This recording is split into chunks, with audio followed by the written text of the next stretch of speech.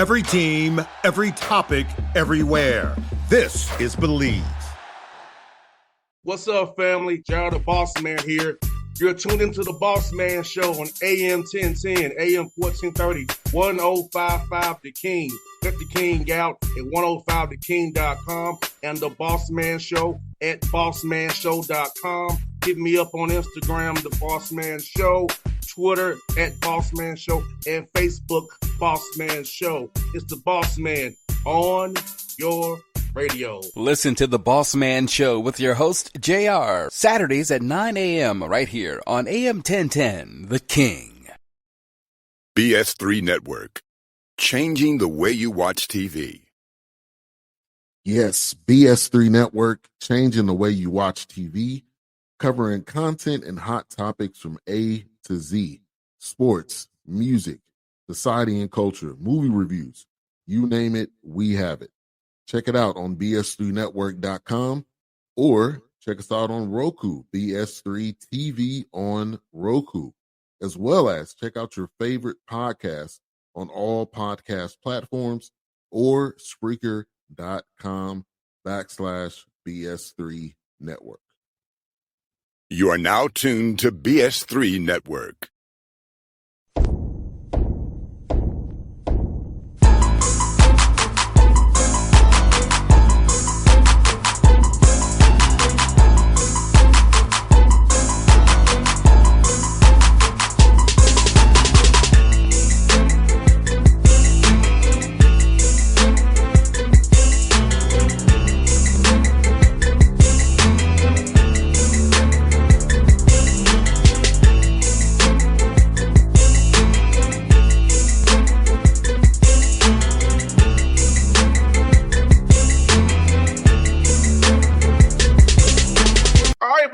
Bossman Show, friend of the show, Travis Steele, the Miami Red House out of the MAC, doing great this year. Travis, good to see you, man. How you things going up in Ohio, man? You know what? There's a lot of snow outside, but it's warm in Millette, man. So we're off to a great start this year. We got a great group of young men. So doing really, really well. Man, I'm going to tell you, the last two games, man, it's really been a testament to your team's ability to close out games and make winning plays, man. So how cool is it to see your guys, under pressure, get the job done 2 games in a row, man? Yeah, it's funny. It's when we get in tight situations and high adversity situations, our guys honestly get tighter. The execution, the focus, and concentration rises even higher for us. And listen, we got really good players too, and they great players win games at the end of games, man. And we got several of them. So our guys have an ability to really, really close games in tight situations. And yeah, their basketball IQ, Travis, is like when I watch it, I see the high IQ of the basketball. I see the smarts, the reads defensively, helping each other, being on a string as we know that you have to be. And in this World Class basketball, they have a new team every year. It's hard to generate that without having smart guys who buy into the system and being an everyday guy and really want to get better every day and be about the team and not the disease of me. Yeah, it's funny you said that because I do think in this landscape, you hit the nail on the head. I think having the IQ piece is critically important, because it is. And we have more retention than probably a lot of teams, but even for like our new guys, like the guys they all have good IQs, so they can help us right away. They can pick up our language, our defensive system, our offensive system, because as you know, it takes way more than just being talented to impact winning, right? Can you execute and see things? And we got a whole group, our whole team has a very high basketball IQ. They see things before it happens on both sides of the ball, offensively and defensively. I can only imagine the high level of film sessions you have with the guys that they're just smart because, because I'm a nerd there where I look getting all the analytics and the rates, looking at the second side, seeing what they're doing, how they're playing, screen angles, all that good stuff. So I can only imagine the film sessions you all having, man. It would get me going, fire me up. Hey, that's where you get better, as you know, man, when you get to watch yourself practice games, like getting in that film room and listen. And as you know, I think sometimes when guys are in film in a team session, they have a tendency to watch a lot of times just the ball or watch themselves. And our guys have understand how to watch it as a team and not be sensitive. Don't be sensitive being called out. If it's 1 point towards maybe Peter Suter, it's for the whole group, right? Like it's for everybody to learn and get better. And man, that's a huge piece of improvement and teaching. I was talking about this with Mike Brady, Hawks assistant coach, about how fans always look at the open shot that's made on SportsCenter, but they look at the guy who screened, the cut on the backside or the action on the backside to get that open shot. I don't think fans will say that nuance of a great screen gets you a great shot, and that shot you see, there's something that took you to that point to get that great shot. But I don't think fans sometimes understand that. Me and Mike Brady had this conversation about it on the road the other week about it. It's just so funny you say that because you have to watch all 10 plays, not just the ball, because lots going on to get that shot that you see go in. Yeah, and a lot of times, like you said, that doesn't even show up on the stat sheet, right? Like the screen or the cut doesn't show up, and so it's like we glorify those things that produce the shots, right? So we grade out cutting, we grade out screening, we grade out running the floor. Just getting to the corner is a big deal, right? Like it provides more space for the ball. And those things are honestly the key to offense, right? And they're selfless things. Yes. We always say, cut for us, not for you. Run for us, not for you. And crash the glass for us, not for you. Because, again, a lot of times it'll end up in a good result for one of your teammates. No doubt, and especially when this possession game we have, crashing is so important because the possession game is about turnovers and rebounding. You both know that, and it's like as games get more important, a crash, a rebound, getting fouled, get you in the 1-1 quicker, or defensively especially if your guards rebound too, get the ball, just go. I have to worry about an outlet or a throw ahead, just get it and go. So talk about just those small things of selfless, of crashing and rebounding, offensively and defensively to get you in the early offense and create more possessions for you all to get it more shots to win. Yeah, it's funny. It's like we emphasize those things on a day-to-day basis in practice and in games, and we recruit those guys that do that. It's funny, like when you go out and you watch AAU, you watch high school, there's a ton of talented players, right? A ton. They're everywhere. But those are the separators for us, man. Like I always look for guys that cut hard, guys that run hard, guys that crash hard, because you can control that, whether you're missing or making shots. That can kind of come and go, as you know. But like the effort plays, and you could control that. You could be that every single day. And those guys end up being the guys you can never take off the floor as a coach. It's like because they can impact the game in a lot of different ways. And that's what we have. We have a team full of guys that win and impact winning at a high level. It's funny saying, Travis, because we had a game on MLK Day, man. We was down by 23 points at halftime, 1 of 22 from 3, and came back to the lead. We lost by 2 points, but the idea that just not letting your shot determine your defense. We still defended Milwaukee. They had Giannis still. He was out there playing still. Yeah. Down by 23 points, got the lead late. And he did what he does. Yeah. But the fact that we only made 5% from 3-point range in the first half, 1 of 22, down by 23, and came back. It was all about hustle, effort, rebounding, getting out, and just those small things chipped that lead away, took the lead later in the game, but he did what he did. But the example is that what you said is true. Not letting that shot, if I was in the first half, determine the second half how you're going to play. Yeah, and it's such a small part. I think when players start to understand, listen, it's just a small part of the game. It's a big part of the game, shooting and making shots. But like, there's so many different things you could do to impact the game, man. Like, and when guys start to fully understand that, that's when I feel like they become, it's like it's a maturity thing, yes. Right? When you mature and you start to understand, okay, what wins and what doesn't win, how can, like, man, then when guys understand that, you can't take them off the court, because it's like, man, these guys get it. And usually they don't get it until they're older, until they're a junior or a senior in high school or in college. But like, we have a freshman here that understands it right now. And that's what he was in high school, though, and it's allowing him to have a role on a really good team because he impacts winning. He doesn't necessarily even need the ball to be impactful. 100%. And what I love about your team, Travis, always you all share the ball and how unselfish you guys are with that, trying to make the right pass. Sometimes you get too unselfish, you get made trouble here and there, but it's but it's really about trying to make sure my teammate gets a great shot, and we're getting shots, the right shots within our system for these guys. And so I know how you are about it. As long as it's the right shot, make a miss, we'll live with that. Yep. But I think your guys do I've done a great job of making the right pass, get the right shots, and they most of the time they go in for you guys. Yeah, I always say great shooting teams are great passing teams, right? On time, on target passes are critically important to shooting. And the go-to guy for us here at Miami is always going to be the open guy, right? It's the shot quality. It's exactly what you said. I could care less about misses and makes. I look at who's getting the better shots, Miami or the opponent. End of day, that's what's going to dictate this game.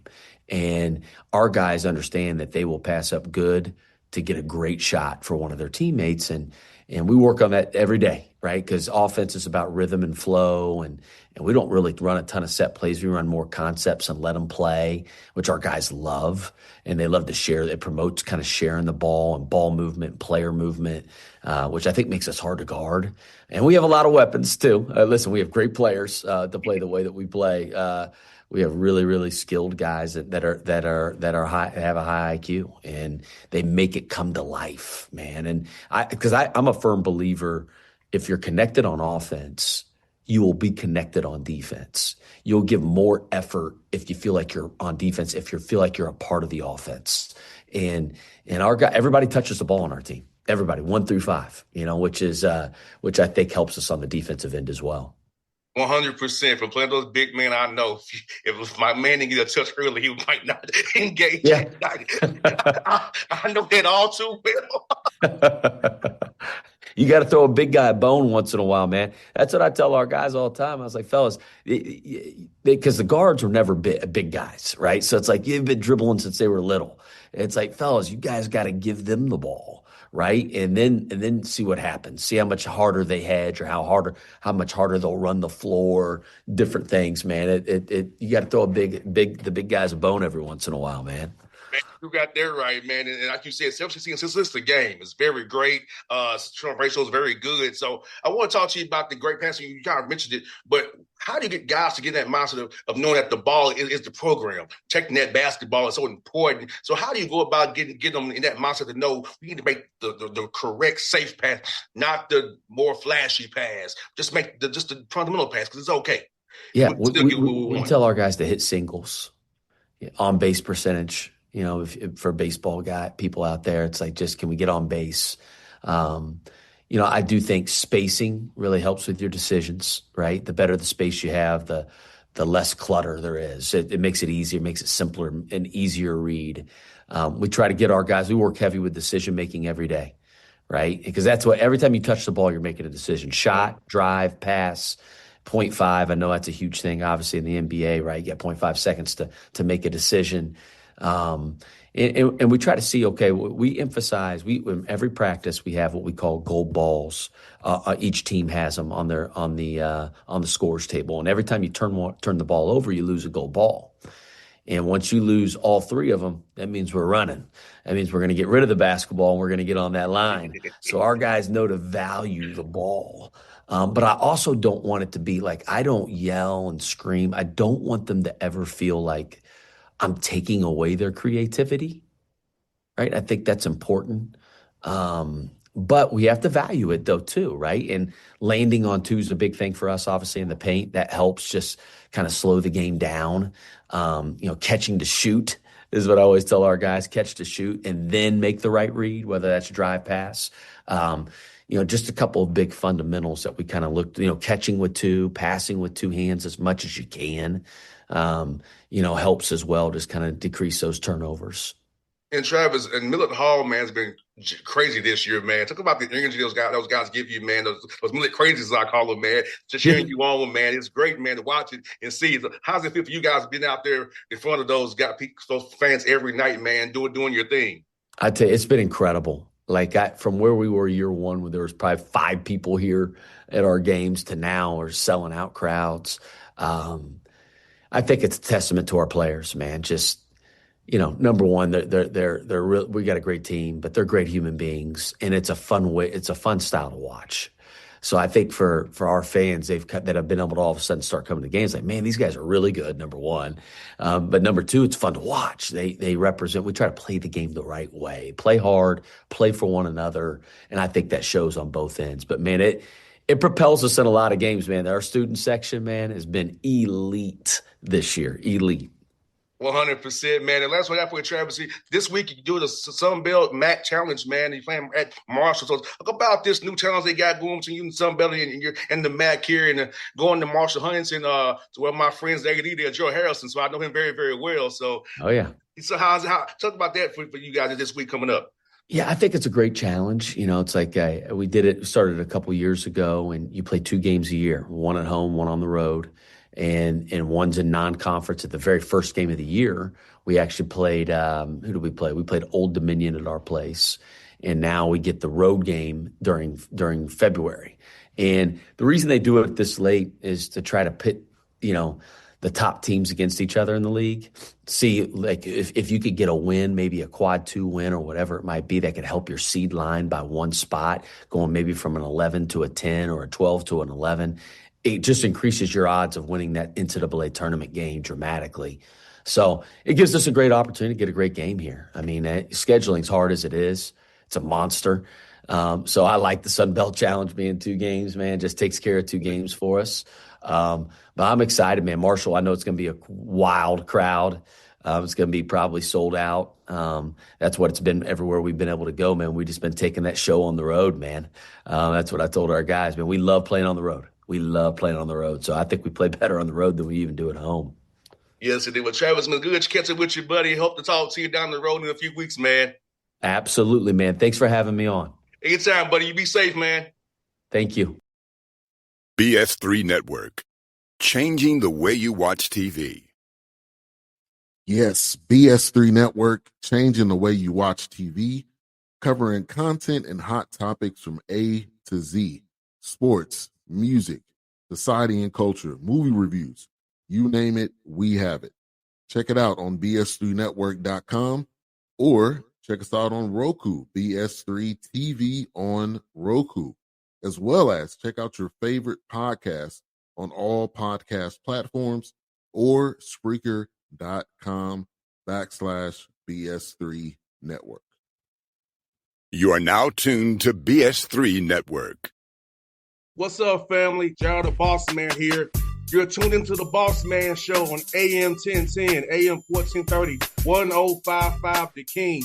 Let the King out at 105theking.com and the Bossman Show at bossmanshow.com. Hit me up on Instagram, The Bossman Show, Twitter at Bossman Show, and Facebook, Bossman Show. It's the Bossman on your radio. Listen to The Bossman Show with your host, JR, Saturdays at 9 a.m. right here on AM 1010, The King.